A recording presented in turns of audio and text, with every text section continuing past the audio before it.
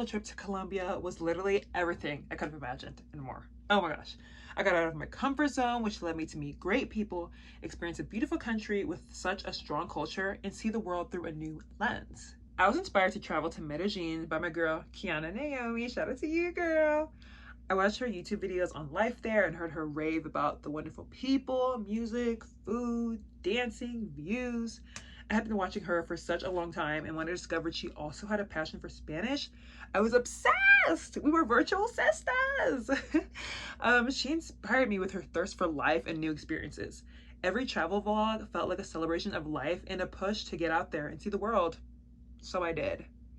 I took off work, packed my stuff, and booked that flight. I didn't even invite anyone because this was going to be my adventure. I was tired of saying I'll go to Colombia one day and decided to make that day today. All right. Now, when I landed in the airport, I was initially excited until I realized how little English is actually spoken there. I had no cash to exchange. So silly, I know. And I could barely communicate with anyone to help me figure out how to get some money. Now that's when the anxiety started kicking in.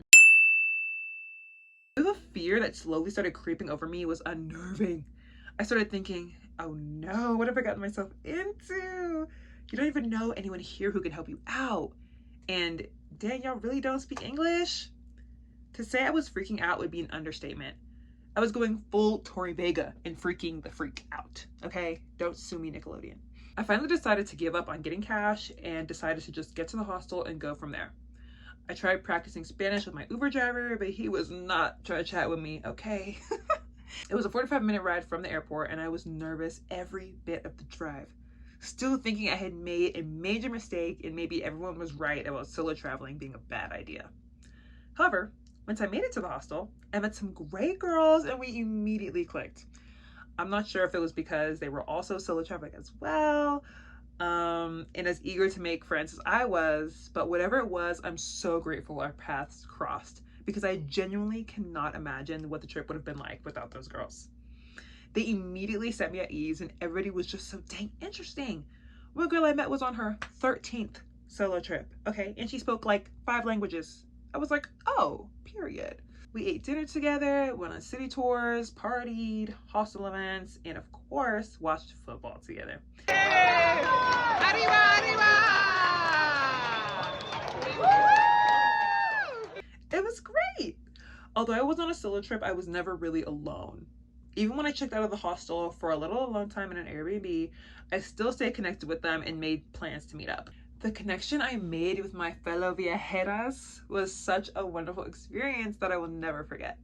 It made me realize that the world is so much smaller than we think, and we are so much more similar with others than we think. I met girls from England, Brazil, the Netherlands, Switzerland, and of course, my American queens. And although we were all from different parts of the world, we were still able to connect and make genuine bonds with each other. Do we still stay in touch to this day? No, but that's not the point. Not every bond you form will last forever. But what do you do with the time that it does last? Do you make others feel seen, heard, and appreciated? Do you take the time to listen to them and learn about their life experiences? Do you share a laugh, or a hug, or sing off key to karaoke together? There's so many little moments in life that actually aren't so little at all. How you treat people, big or small, can make lasting impressions on them for the rest of their lives. I only spent 9 days total in Colombia, with most of the friendships only lasting a couple of days, but the experience was priceless. Those girls may not know it, but they were absolutely a huge part of the reason I enjoyed my trip so much. And not to be dramatic or anything, but that trip literally changed my life.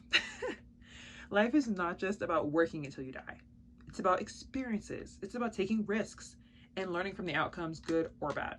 It's about changing and growing. It's about inspiring others and helping them when you can. It's about sharing the joy of life. Whether you're a CEO making millions or working a job you hate for a pay that does not seem worth it. We're all just out here living life for the first time, trying to get it right. We all need human connection more than anything, and no one is off limits. We are all God's wonderful creation, and we should treat each other as such. No one is better than anyone, unless you are Jesus Christ. I am so grateful that I took a risk, stepped out of my comfort zone, and lived. Working all day, every day is not living. Going through the motions is not living. Following a career path only because your parents told you to is not living. At least not to me anyway. It's time we take more risks and live a life with no regrets. It's your life. Will you look back on your life 20 years from now and be proud of how you lived? Are you proud of how you're living today? These are just questions I started to ask myself so that I could start living. So now, I have one final question to ask you. You only have one life. What you gonna do with it?